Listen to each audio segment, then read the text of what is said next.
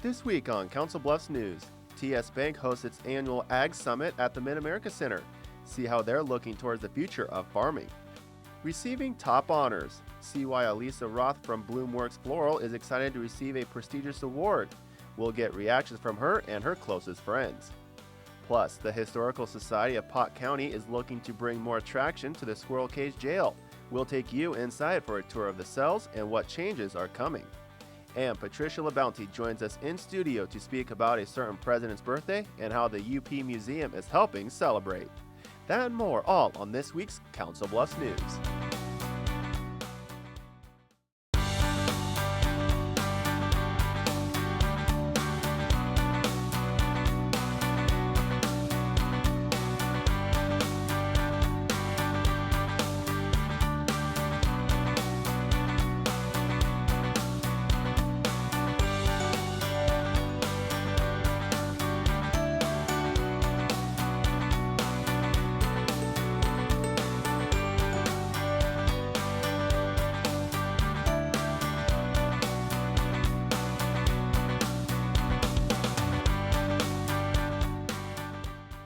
Hello and welcome to this week's Council Bluffs News. I'm Aaron Zach. The Mid-America Center hosts two events on the same night. One event is Trainer State Bank's annual Ag Summit. IWTV student Daniel Ziegler has more. It's an opportunity to network and learn. I'm going to talk about some things tonight you folks really don't want to discuss. TS Bank's 2017 Agriculture Summit takes place at the Mid-America Center January 26th. How could we begin to even talk about all of this? The networking event includes a dinner and guest speaker, Dr. Ron Hansen. I came with one purpose only, and that is to save a farm. Dr. Ron Hansen is a professor at the University of Nebraska. He has counseled Nebraskan farm families for over 40 years, helping resolve family conflicts. Whether it's a family farm or a family business or a family estate, the challenge is how can we pass that on from one generation to the next generation, their adult children, and everyone get along, be family, and make that transition very successful. According to Hansen, those plans must include all possibilities. What if the what if would actually happen? These are the things that oftentimes families never want to discuss, never want to talk about, or even admit to. And TS Bank is happy to help facilitate the advice. Hopefully tonight's event causes them to go home and have a discussion around the kitchen table about their goal for their farm. Dr. Ron Hansen says he has never charged a family for counseling them. For more information on his services, his email is rhansen1@unl.edu. For your Council Bluffs News, I'm Daniel Ziegler.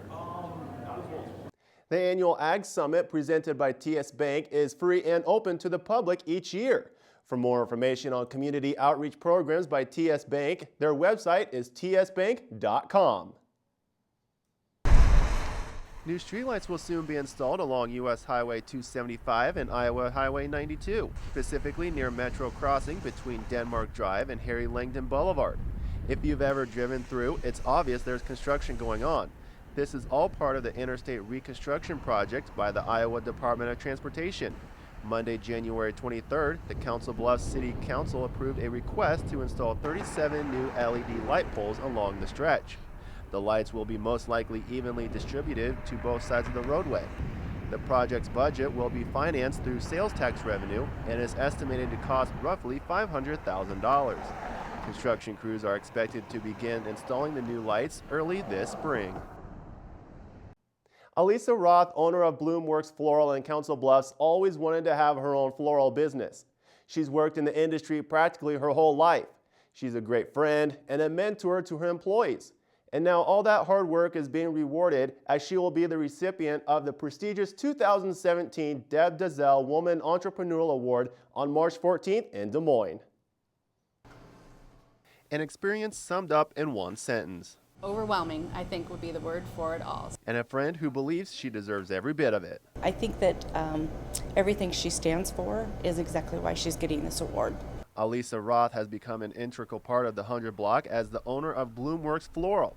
She's now being recognized for an outstanding entrepreneur. It was a very unexpected award, but a friend of mine who's also at the Small Business Development Center at Western nominated me for it. Unexpected for sure. The purpose of the Deb Dazelle Award is not only to honor Dazelle, a longtime advocate of women entrepreneurs, but also to ensure that the groundwork is in place to allow women equal business opportunities. Sue Pitts, Regional Director at Iowa Western Small Business Development Center, nominated Alisa for her growth as an entrepreneur and as a person overall. Yeah, I do. I think that she's a very successful small business. She wanted to be a Main Street business. She wanted to be a part of the community. She's not a Google with 10,000 employees, but she is a very integral part of our community. Her work in the community duly noted. As Susan Enwald, a longtime friend, explains how the community, in turn, repays her. She's very well deserved. We do a lot of stuff for the community. The community comes to us and asks us a lot of times for donations for fundraisers or events, and we are always right there to help out the community. Alisa is more than just a business owner. She's a mentor to most of her employees. Holly Kemkes believes Alisa is making her a better person every day. I've learned a lot from her. It's been a blessing to come here and be able to work under her wing. You always can learn, you can always better your craft, and it's one thing that I've been able to do here. When starting a new adventure, timing is critical. In 2004, Alisa began her dream of opening a floral shop. She came to Iowa Western Small Business Center to learn how to form a business plan and how to finance it. Now she's fulfilling a dream she's had for quite some time. I think it was just a thought that kind of accumulated over time. I've always worked in flower shops or some way around greenhouses and flowers, things like that. And it just kind of was one of those thoughts that just kind of came to fruition. It was the right time. We found the right place and just took the plunge and went for it. So she pursued a passion and is making a difference. A big rocky road being a business owner, up and down, but you know what? There's some really great days that keep you plugging through it, and great employees that surround you that you want to keep them developing and moving forward in their lives too. Alisa will accept the award from the Deb Dazelle Women Entrepreneur Achievement Foundation March 14th at the state capitol in Des Moines. The Council Bluffs Fire Department celebrates in a historical revival of an old treasure. That begins our coverage in News Around the Bluffs. January 30th will be the day the Council Bluffs Fire Department won't soon forget. A 5-year campaign which all began in 2012 to restore a 140-year-old brass bell takes another step forward. Construction on a new tower to display the bell is complete, and Kelly and Jim Selvo, who are also CB firefighters, help install the bell at the central station on South 4th Street. The 1,300-pound piece hung in many locations, including a cupola, in 1959 until it had to be taken down due to structural damage. Since then, the bell had collected dust and storage. Fire Chief Justin James explains how important it is to revive the tradition of the ringing bell. Well, it's neat. The bell's cast in sometime in the 1870s. It's marked 1876, and it'll be here when it's 200 years old now. So it's exciting that it was kept for all these years. If you think about that, July 4th, 1876, that's just a couple weeks after the Battle of Little Bighorn, so it tells you somewhat how old it is. The construction of the tower was originally slated to cost roughly $214,000. Donations for the campaign collected close to $225,000, allowing for plans to move forward with a roof and plaza surrounding the new structure. Weather permitting, the CB Fire Department is hoping the entire project is completed by this spring.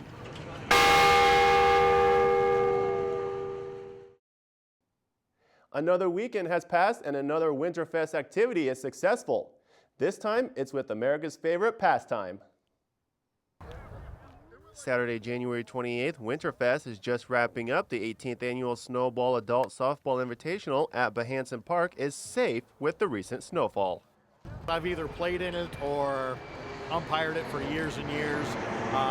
Years before, previous years, we've had to cancel because of no snow. It's an opportunity for everybody to get out and, basically get out of the house and A lot of these guys, most of these guys I know from during the summer, get a little exercise and get back together, and it's just a good time.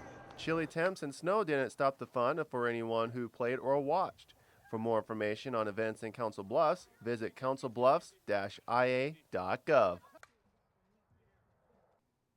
Did you ever build yourself a cool race car out of cardboard boxes when you were little and then go race them in the snow? Mount Crescent is actually encouraging it for its annual tradition. Ready? 3, 2, 1! Struggling with cabin fever? Got it! Then Mount Crescent has a cure. On January 29th, Mount Crescent holds its 7th annual Snowbox Derby. Participants of all ages can bring their cardboard sleds and race them, hoping to cross the finish line. We have a Snowbox Derby every year out at Mount Crescent this is our 7th one. It's just a great way to get families coming outside during the winter, off the couch, doing something together. And Mount Crescent, if you look around, I mean, it's the only snow around, so we'd like to bring families out in the wintertime and have them enjoy a really fun, family-friendly winter activity.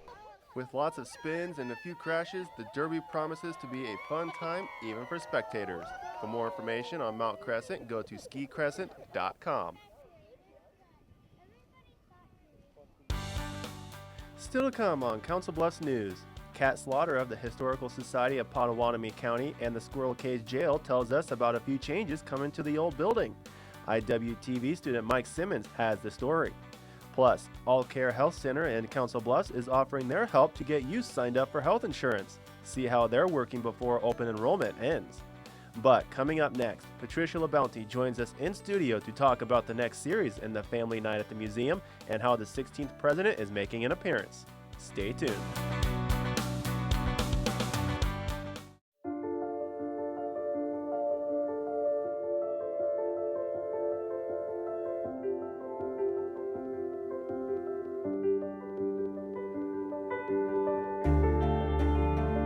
Body language.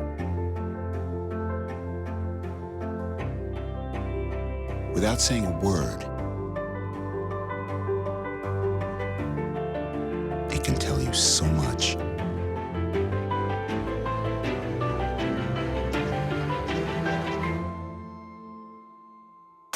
Like someone is having a stroke. Know the sudden signs. Learn fast. F, face drooping. A, arm weakness. S, speech difficulty. T, time. Time to call 911 immediately. The sooner they get to the hospital, the sooner they'll get treatment. And that can make a remarkable difference in their recovery. Learn the body language, the sudden signs, and spot a stroke fast. Here are a few holiday reminders from the Council Bluffs Recycling Center. Food, styrofoam, bags of any sort, and bows are not acceptable items for recycling. Food and beverage containers, aluminum foil, wrapping and tissue paper, broken down cardboard, and most cards are recyclable at the curb or at drop-off recycling containers. Collection may be delayed due to holidays. Check cbrecycles.com to see if your collection is affected. Happy holidays from the Council Bluffs Recycling Center. Here's your check.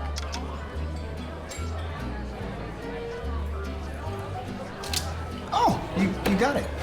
You know, since I got rid of my car, I really enjoy walking. Okay.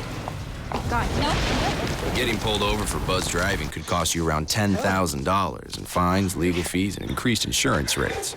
Oh, you're home early. You live with your mom? That'll set your game back a few years. Buzzed, busted, and broke. Because buzz driving is drunk driving. If you store your guns properly, I'll feel safer when I'm playing outside. Safer when walking home. And I won't have to tell my kids, this isn't a drill. Never let your gun get into the wrong hands. Always lock it up. Welcome back to Council Bluffs News. I'm Aaron Zach. Joining me in studio today is Patricia LaBounty. She is the Museum and Collections Manager at Union Pacific Railroad Museum. Patricia, thank you so much for joining me today. Nice to be here, Aaron. Thank you. Family Night is a big hit this year. Talk about the success. It has been. You know, we started the free Family Night at the UP Museum the first Friday of every month. We started that in May of 2016. Since then, we've had more than 1,000 people attend these evenings, and it has been a lot of fun. February 3rd, you have a special event coming up. Talk about it. We sure do. In honor of our 16th president's, what would have been his 208th birthday, our February 3rd family night will be Lincoln's Birthday Bash. And rumor has it Abraham Lincoln himself will be there. Is that true? Yes, he will. You might get to see him take a selfie with the 16th president. That would be exciting. That, among other activities, traditional birthday style activities. It will also be hosted. We're going to have Abraham Lincoln students there from our own ALHS high school in town hosting the event. Birthday activities, color a picture of Lincoln. Our partners from the Council Bluffs Public Library will be back having story time about President Lincoln. Lots of fun. Now, for someone who doesn't know, what's Lincoln's involvement in Council Bluffs? Well, it is interesting because Council Bluffs was the furthest west that Abraham Lincoln ever visited. He was here in August of 1859, so that's kind of the local claim to fame. Union Pacific holds Abraham Lincoln pretty dear. Lincoln, when he signed the Pacific Railway Act in 1862, actually created Union Pacific. So the railroad considers him the father of the company. Is there a website where people can go to learn more about this event? Yes, always. People can find out about our events at our museum website at www.uprrmuseum.org, or you can follow us on Facebook. And family nights at the museum are held the first Friday of every month from 5 to 7 p.m., and it's always free. Yes. All right, Patricia, thank you so much for joining me today. Thank you for having me. Coming up after the break, IWTV student Mike Simmons takes you on a tour of the Squirrel Cage Jail. Stay tuned.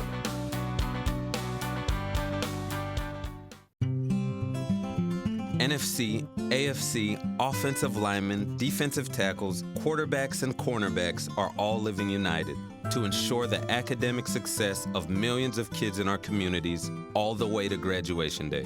But that won't happen without you. So take the pledge at unitedway.org. Make a difference in the life of a child. Suit up like your favorite NFL players and become a volunteer reader, tutor, or mentor with United Way.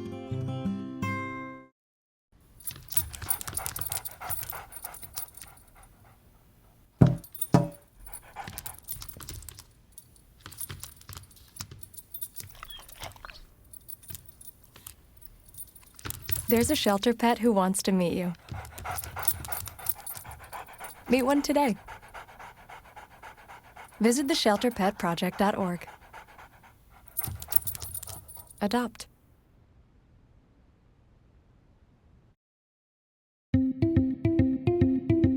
Create new opportunities and expand your knowledge with Iowa Western's continuing and career education.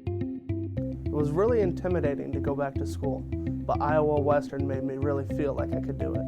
Our goal is to help students achieve success from education to employment. Learn more, including information on extra benefits for Iowa residents at iwcc.edu/continuing_education.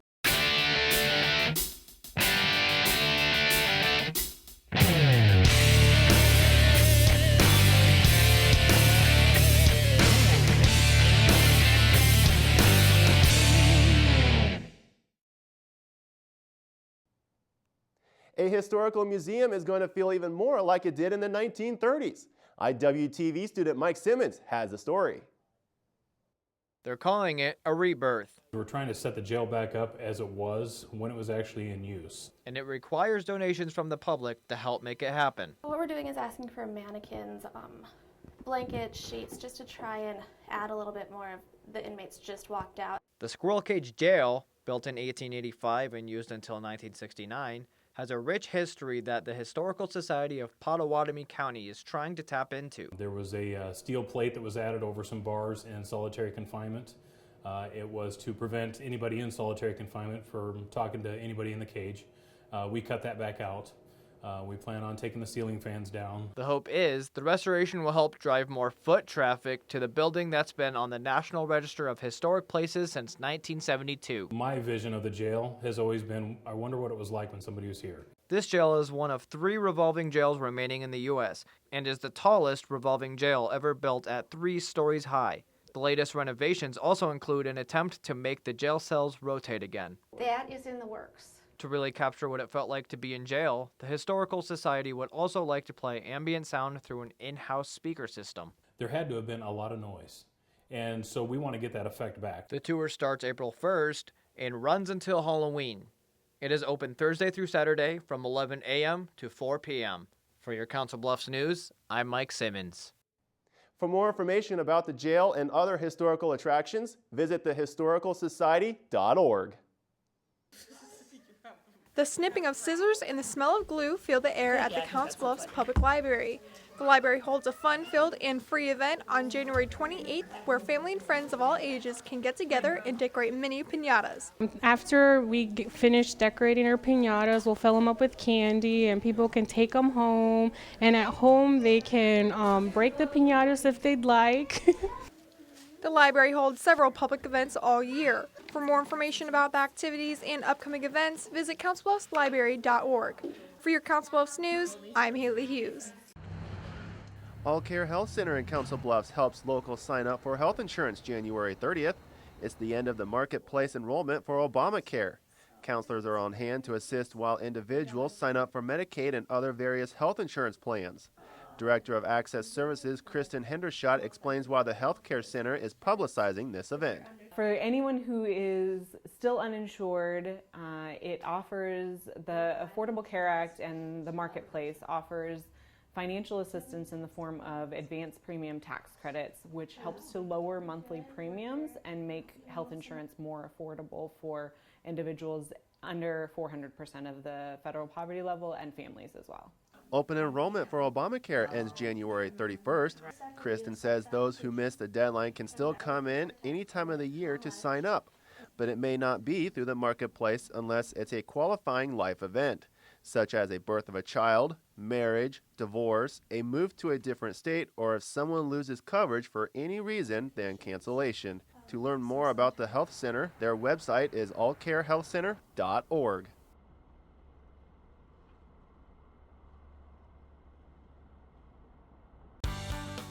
Still to come on Council Bluffs News. There are plenty of furry friends looking for a good home. We'll meet them in our Pets of the Week. And a look at our events calendar to wrap up the show. Hey everybody! Heart disease affects 1 in every 3 women in America, but you can fight back. There's no time to lose. Mothers, sisters, daughters, families, and friends, it's time to shout louder, stand stronger, and demand change. Let's go! To the Batmobile! Dang it. To the invisible jet! Dang it. Together, we can put an end to heart disease. It's time to go red for women. I could use your help. Yeah! Learn more from the American Heart Association at www.goredforwomen.org.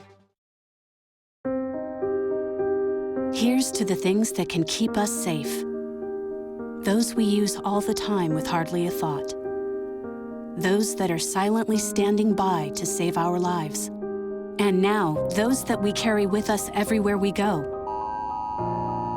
Many mobile devices will now bring you wireless emergency alerts, real-time information directly from local sources you know and trust. With the unique sound and vibration, you'll be in the know, wherever you are. Hey, I'm Anderson Cooper. As a parent, you want to make sure that your child knows how to deal with bullying when they see it happening. And chances are they want to help, but they don't really know how. I'll teach them that the best thing to do is calmly walk away, find a teacher or other adult, and speak up. And do your part. Be that adult they can talk to and trust will listen. Join me to help stop bullying. Go to stopbullying.gov to find out more.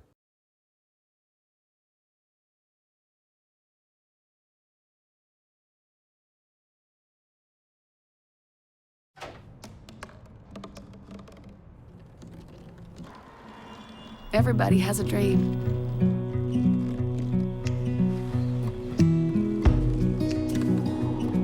Mine was to see the ocean. And with a little help, I made it.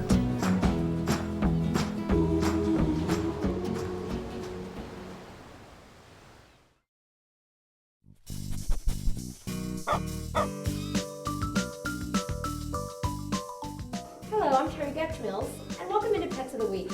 We're going to start off with JoJo, and her file number is 22797. She's a 1.5-year-old Border Collie mix with a lot of energy. Small children are not recommended because she is so active, and she's going to need a fenced yard or a large acreage. Again, this is JoJo, 22797. This is Tate, and his file number is 22784. He's a year-old Rottweiler mix, and he will need a fenced yard or a big acreage because he is very active as well. Again, this is Tate, 22784.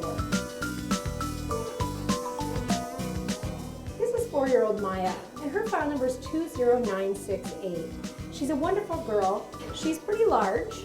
She does like to eat and play with catnip toys, and she loves other cats. Again, this is Maya, file 20968. This beautiful tortie is Irene, and her file number is 22198. She's 2 years old, and she's been here since October, so we'd really love to find her a forever home. Again, this is Irene, file number 22198. And if you're interested in any of the pets that you've seen on today, please come down to 1020 Railroad Avenue in Council Bluffs. And remember, if you don't have anything planned for your Valentine yet, we are running our annual Wagagram fundraiser, where your sweetheart gets a personal message, a 6-inch ice cookie, and a rose, all delivered by a canine Cupid. Please call 712-396-2270 for more info, or visit our website at midlandshumanesociety.org.